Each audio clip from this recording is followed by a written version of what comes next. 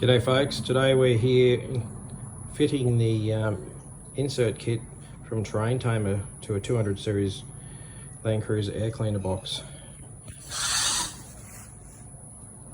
Fitting instructions come in the kit. It's really not that difficult, just got to make sure it's clean inside the air box and apply your 3-bond, which is oxygen sensor safe, and then yeah, put the insert in.